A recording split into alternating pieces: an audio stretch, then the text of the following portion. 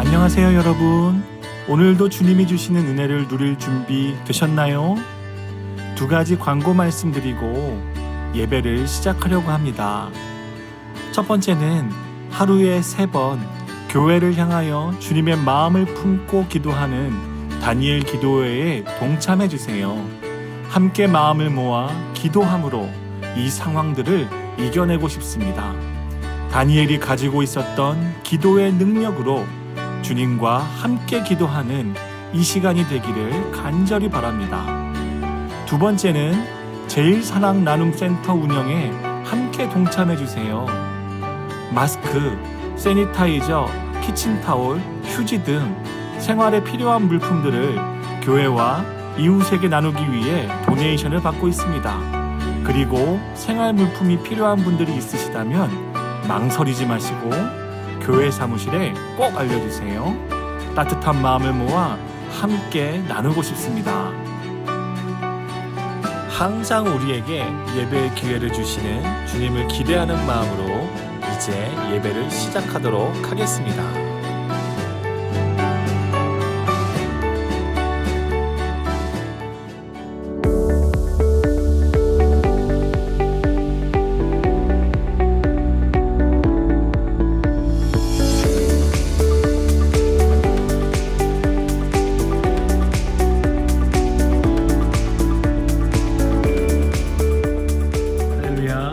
오늘도 이른 아침에 주님께 나와 하나님께 예배하시고 하나님을 기대하시고 찬양하시는 여러분 한 분 한 분을 주님의 이름으로 축복합니다.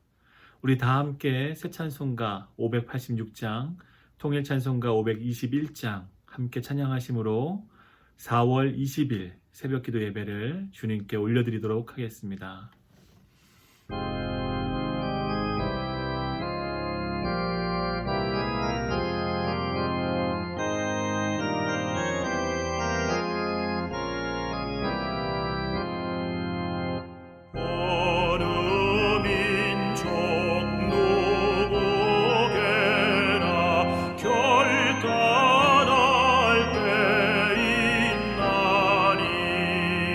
참과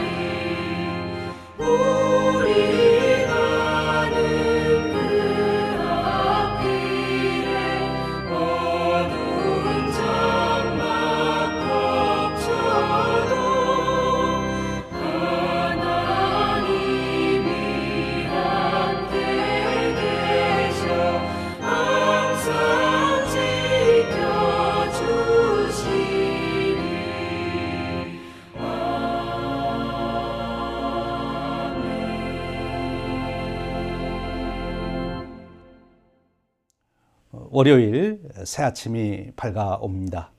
오늘도 새벽 예배로 주님과 함께 하루를 여시는 여러분 모두의 주님의 평강이 함께 하시기를 바랍니다. 오늘 함께 은혜를 나눌 말씀은 사무엘하 14장 4절에서 17절 말씀입니다. 사무엘하 14장 4절에서 17절 말씀 우리 함께 봉독합니다. 드고와 여인이 왕께 아랠 때에 얼굴을 땅에 대고 엎드려 이르되 왕이여 도우소서 하니 왕이 그에게 이르되 무슨 일이냐 하니라. 대답하되 나는 진정으로 과부니이다. 남편은 죽고 이 여종에게 아들 둘이 있더니 그들이 들에서 싸우나 그들을 말리는 사람이 아무도 없으므로 한 아이가 다른 아이를 쳐 죽인지라. 온 족속이 일어나서 당신의 여종 나를 핍박하여 말하기를 그의 동생을 쳐 죽인 자를 내놓으라. 우리가 그의 동생 죽인 죄를 갚아 그를 죽여 상속자 될 것까지 끊겠노라 하오니 그러한즉 그들이 내게 남아있는 숯불을 꺼서 내 남편의 이름과 씨를 세상에 남겨두지 아니하겠나이다 하니 왕이 여인에게 이르되 내 집으로 가라.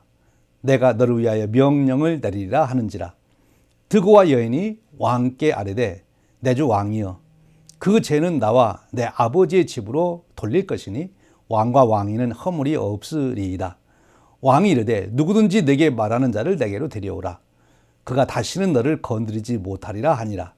여인이 이르되 청하건대 왕은 왕의 하나님 여호와를 기억하사 원수 갚는 자가 더 죽이지 못하게 하옵소서. 내 아들을 죽일까 두렵나이다 하니 왕이 이르되 여호와께서 살아계심을 두고 맹세하노니 내 아들의 머리카락 하나도 땅에 떨어지지 아니하리라 하니라. 여인이 이르되 청하건대 당신의 여종을 용납하여 한 말씀을 내 주 왕께 여쭙게 하옵소서 하니 그가 이르되 말하라 하니라. 여인이 이르되 그러면 어찌하여 왕께서 하나님의 백성에게 대하여 이 같은 생각을 하셨나이까? 이 말씀을 하심으로 왕께서 죄 있는 사람같이 되심은 그 내쫓긴 자를 왕께서 집으로 돌아오게 하지 아니하심이니이다. 우리는 필경 죽으리니 땅에 쏟아진 물을 다시 담지 못할 것 같을 것이오나 하나님은 생명을 빼앗지 아니하시고 방책을 베푸사 내쫓긴 자가 하나님께 버린 자가 되지 아니하게 하시나이다. 이제 내가 와서 내 주 왕께 이 말씀을 엽주는 것은 백성들이 나를 두렵게 하므로 당신의 여종이 스스로 말하기를 내가 왕께 여쭈오면 혹시 종이 청하는 것을 왕께서 시행하실 것이라. 왕께서 들으시고 나와 내 아들을 함께 하나님의 기업에서 끊을 자의 손으로부터 주의 종을 구원하시리라 하미니이다. 당신의 여종이 또 스스로 말하기를 내 주 왕의 말씀이 나의 위로가 되기를 원한다 하였사오니 이는 내 주 왕께서 하나님의 사자같이 선과 악을 분간하심이니이다. 원하건대 왕의 하나님 여호와께서 왕과 같이 계시옵소서. 이 말씀은 살아계신 하나님께서 오늘도 그의 사랑하는 백성들에게 주시는 은혜의 말씀입니다. 아멘. 오늘 우리가 읽은 사무엘하 14장 말씀은 다윗이 그 아들 압살롬을 예루살렘으로 다시 돌아오게 하는 그런 내용입니다.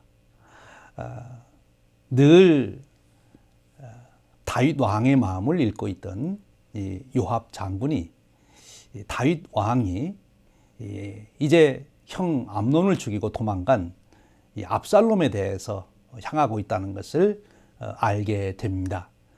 다윗 왕이 아들 압살롬을 그리워하는 거지요. 이 사실을 알고 요압 장군이 한 계략을 세웁니다. 드고아의 한 여인에게 한 이야기를 가르쳐주고 이것을 다윗 왕에게 들려주어라. 그래서 결국 다윗 왕이 그 이야기를 듣고 압살롬을 예루살렘으로 돌아오게 할 수 있도록 그렇게 계략을 꾸민 것입니다. 바로 그 드고아의 여인이 지금 다윗 왕에게 찾아가서 그 들인 이야기를 통해서 다윗 왕이 결국 압살롬을 예루살렘으로 돌아오게 했다 하는 그런 내용입니다. 오늘 이 이야기를 통해서 우리는 몇 가지 신앙의 중요한 교훈을 같이 살펴보고자 합니다. 오늘 그 드고아의 여인이 다윗에게 했던 이야기를 우리가 간략하게 정리해 보면 이 드고아의 여인이 그렇게 말합니다.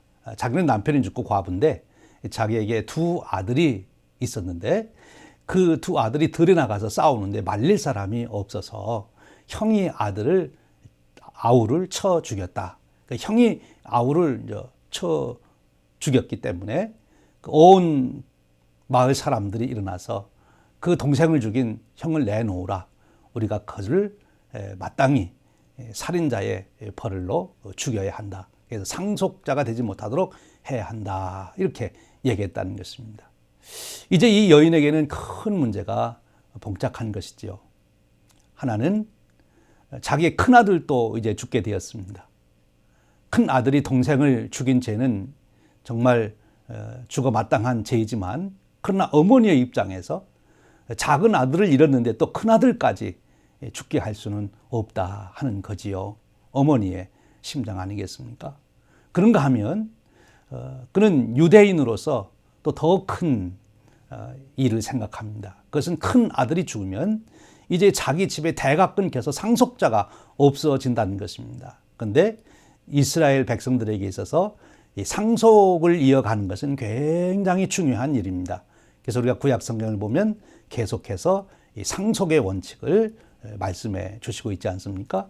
그러니까 이제 이 여인은 어머니로서 큰 아들의 생명을 보호해야 되는 것과 또 자기 가문의 대를 이어가는 것을 지키기 위해서 이 큰 아들을 어떻게 해서라도 살려야 되는데 지금 사람들이 자기에게 그 아들을 내어놓으라고 그를 벌을 물어서 죽여야 된다고 하고 있으니 좀 살려주십시오 하고 다윗 왕에게 아뢰인 거지요.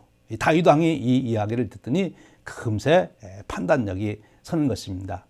내가 결코 내 아들을 죽는 자리에 내놓지 않겠다. 죽지 않도록 내가 보호하겠다. 털끝 하나 상하지 않도록 내가 보호하겠다. 그렇게 이제 약속을 하게 됩니다. 근데 바로 이 이야기를 통해서 결국 다윗 왕에게 이제 압살롬을 용서하고 예루살렘으로 데려와야 되지 않겠느냐 하는 권고를 하게 된 것이지요.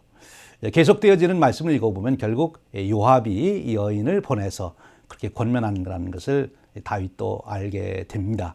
그리고 다윗도 결심하는 거지요. 이 여인이 했던 얘기처럼 이미 암논이 죽은 것은 물을 쏟아부은 거나 마찬가지. 다시 쓸어 담을 수가 없어요. 그러나 이제 살아있는 이 압살롬이라도 살려야 되지 않겠느냐 하는 것, 그것이 바로 아버지의 심정이 아니겠습니까? 다윗은 지금 이 압살롬 이 아들을 다시 예루살렘으로 데려오는 마음 먹고 이제 결국 데려오게 되는 거지요. 그런데 이 이야기 속에서 이 다윗이 압살롬을 용서해서 예루살렘으로 돌아오게 하는 이 이야기 속에서 우리는 아주 중요한 신앙의 교훈을 생각해 보게 됩니다.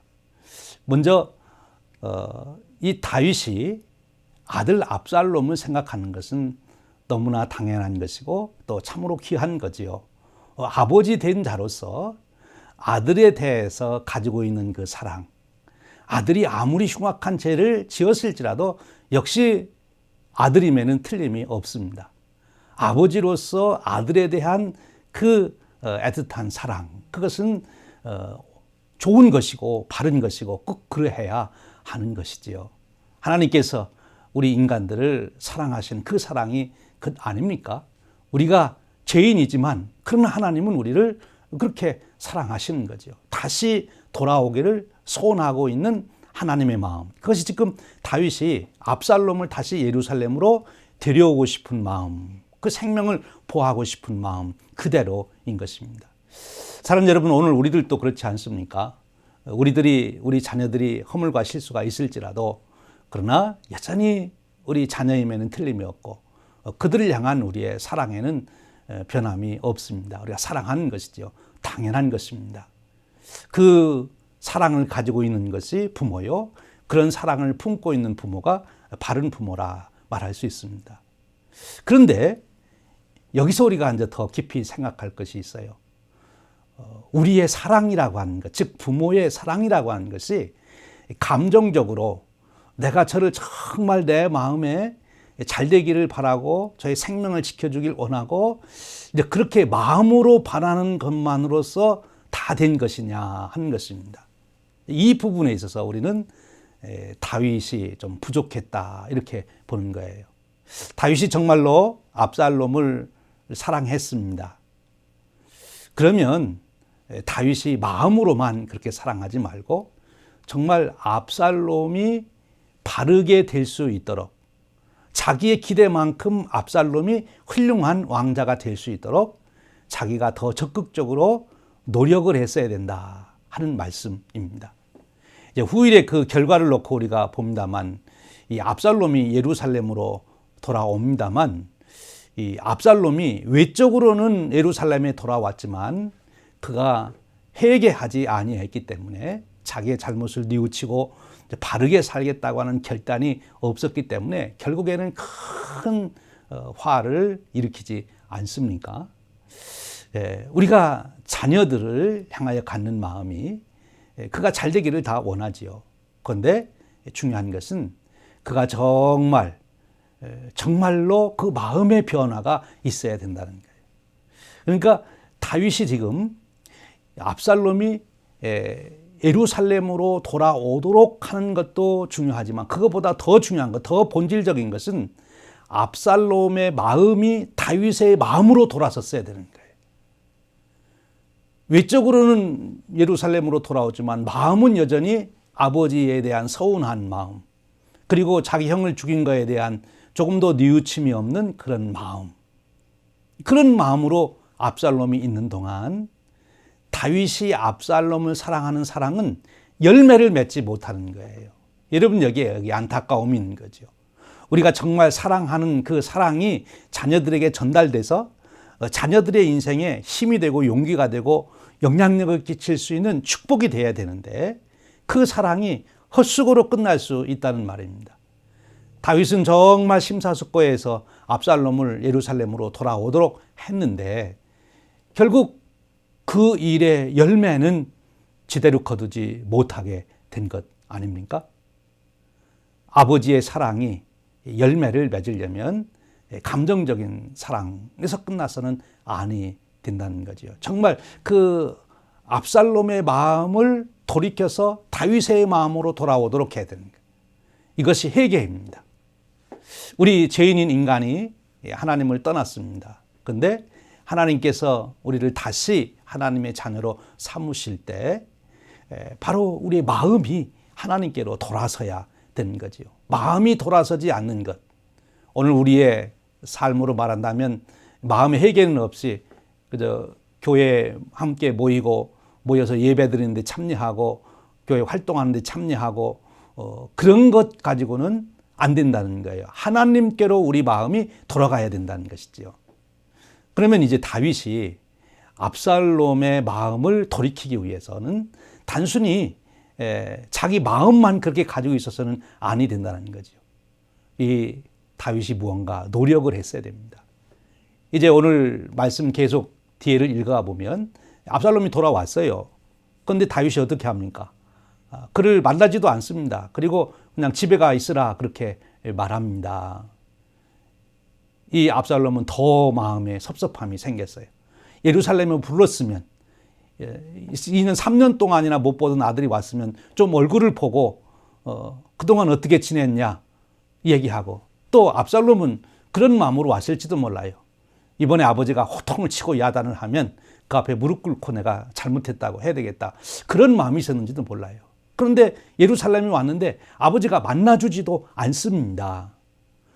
다윗의 마음은 그게 아닌데 겉으로 표현은 그걸 지금 못하고 있는 거죠. 여러분, 여기서 우리가 자녀 사랑에 대한 지혜가 필요하다 하는 것입니다. 오늘 우리가 자녀 문제를 놓고 정말 깊이 생각하고 또 하나님 앞에 기도해야 되는 문제라고 봅니다. 다윗이 지금 온 나라는 잘 다스리면서도 어떻게 그 자기 아들을 잘 양육하는 것은 지금 못하고 있는 그 아쉬움을 보게 되는 거죠. 자기가 이 압살롬을 오라고 그랬으면 만나서 정말 네가 이건 잘했고 이건 못했고 구체적으로 얘기하고 훈계도 하고 또 격려도 하고, 그리고 앞으로 왕자로서 어떻게 살아야 된다고 하는 비전도 제시하고, 이렇게 해서 그 압살롬에 대한 이 다윗 아버지의 마음을, 관심을 잘 보여줬으면 이 압살롬이 삐뚤어 나가지 아니하고 그 마음을 잡고 훌륭한 왕자가 되었지 않겠나 하는 생각을 갖게 되는 것입니다. 그런데 다윗이 거기까지 못 사요. 이제 우리가 다윗의 마음을 좀 생각해봅니다. 왜 그랬을까? 왜 그렇게 사랑하면서도 압살롬을 만나서 구체적으로 그 사랑을 표현하지 못하고 또 훈계하지 못하고 왜 그랬을까? 아마 그렇게 생각했는지도 몰라요. 이제 다 큰 아들 내가 말한다고 듣나? 뭐 이렇게 생각했을 수도 있고요. 아니면 그동안 말도 없이 갑자기 만나려니까 쑥스러워가지고 좀 이렇게 제대로 만나서 정겹게 말할 수 있는 그런 분위기가 제대로 안 돼서 그랬을 수도 있고요. 어떤 이유에서든지 어쨌든 압살롬을 만나지 못했어요. 그러면 이제 다윗이 할 일이 있습니다. 자기가 정말 힘쓰고 노력해서 해야 되는데 그것이 자기가 할 수 없는 일이라면, 안 된다면 그 다음에는 그 문제를 놓고 기도했어야 되는 거죠. 우리가 다윗의 여러 기도 시를 시편에서 읽어보고 또 다윗의 역사를 성경 말씀에서 찾아봅니다만, 이 나라를 위해서 그가 수고하고 헌신하고 노력한 거는 참 많이 보게 되고, 개인적으로 본인이 어려울 때 하나님 의지하고 기도한 거는 시편에서도 곳곳에 드러나는데, 그가 자녀를 위해서 기도한 얘기가 별로 없어요. 특별히 압살롬을 위해서. 사실 다윗의 가장 큰 기도 제목은 압살롬이었을 것 같은데 압살롬을 위해서 다윗이 기도한 것이 없어요. 나중에 이제 그가 죽었을 때 내 아들 압살롬아 차라리 내가 죽었으면 좋았을 뻔했다고 그렇게 정말 압살롬을 사랑했는데 압살롬을 위해서 제사를 드리고 압살롬을 위해서 기도하고 그런 것이 없습니다. 만일 다윗이 하나님께 나가서 하나님, 제가 정말 압살롬을 사랑하는데 제가 압살롬을 어떻게 양육해야 될지를 모르겠습니다. 나라는 다스릴 줄 아는데 이 아들은 제 마음대로 안 됩니다. 어떻게 하면 좋겠습니까? 하나님, 제게 지혜를 주십시오. 어떻게 하면 좋겠습니까? 아마 그랬으면 하나님께서 다윗에게 그런 지혜를 주지 않았을까? 그리고 하나님, 제게 그런 능력을 주십시오. 그랬으면 하나님께서 이 다윗이 그렇게 할 수 있도록 능력도 주시지 않았을까? 하나님께서 역사해 주십시오. 그랬으면 하나님께서 어떤 일을 통해서도 압살롬의 마음을 움직여서 이 아버지 다윗의 마음을 읽을 수 있도록, 아버지의 마음을 알 수 있도록, 그가 깨달을 수 있도록 해주시지 않았을까? 근데 다윗에게 그런 노력이 보이질 않습니다. 사랑하는 여러분, 오늘도 우리가 우리 자녀들을 너무나 사랑하지요. 근데 이 세상에서 제일 힘든 게 뭡니까? 내 마음대로 안 되는 거, 자녀 양육 아닙니까? 정말 내 마음대로 내 아들이 안 되고 내 딸이 내 마음대로 안 돼요. 여러분, 우리에게 가장 소중한 것이 우리 아들, 딸 아닙니까? 그렇다면 우리가 그들을 우리의 기도 제목에 넣어서 기도해야 되지 않겠어요? 정말 그들의 마음이 아버지의 마음으로, 어머니의 마음으로 그들이 돌아올 수 있도록, 그리고 더 궁극적으로 하나님의 마음으로 그들이 돌아올 수 있도록 우리가 기도해야 되지 않겠습니까? 하나님, 제게 그런 지혜를 주십시오. 하나님, 제가 이렇게 할 때 하나님의 능력의 역사가 나타나기를 원합니다. 하나님께서 저를 특별히 그렇게 감동해 주시기를 원합니다. 우리가 그렇게 기도할 때 하나님께서는 그 기도를 분명히 들어주시리라고 믿습니다. 오늘 다윗, 아들을 예루살렘으로 돌아오게 하는 것, 압살롬을 예루살렘으로 돌아오도록 한 일은 참 잘 판단을 하고 그렇게 했습니다. 그런데 예루살렘으로만 돌아오게 했지 아버지의 마음으로 돌아오도록 못했기 때문에 결국은 큰 어려움을 겪습니다. 여러분, 우리가 용서해야 합니다. 회복해야 합니다. 그런데 그 용서와 회복이 열매를 맺으려면 바로 마음이 회복이 돼야 되고 마음이 회개가 되어야 우리의 용서와 사랑이 열매를 맺습니다.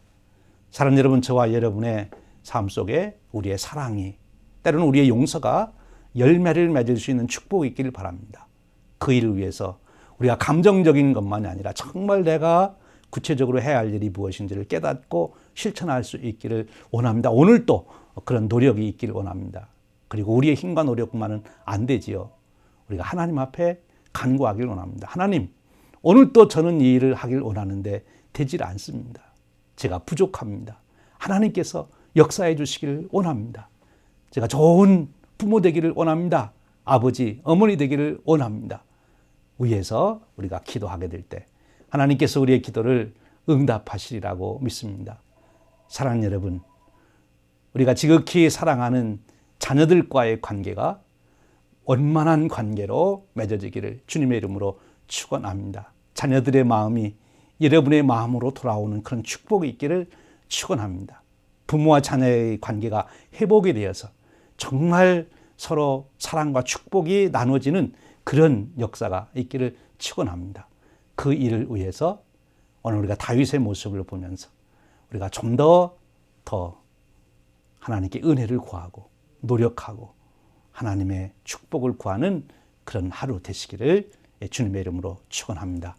우리 함께 기도하겠습니다. 오늘은 특별히 우리 자녀들, 또 여러분 손자, 손녀들, 여러분의 후손들을 위해서 기도하시기를 바랍니다.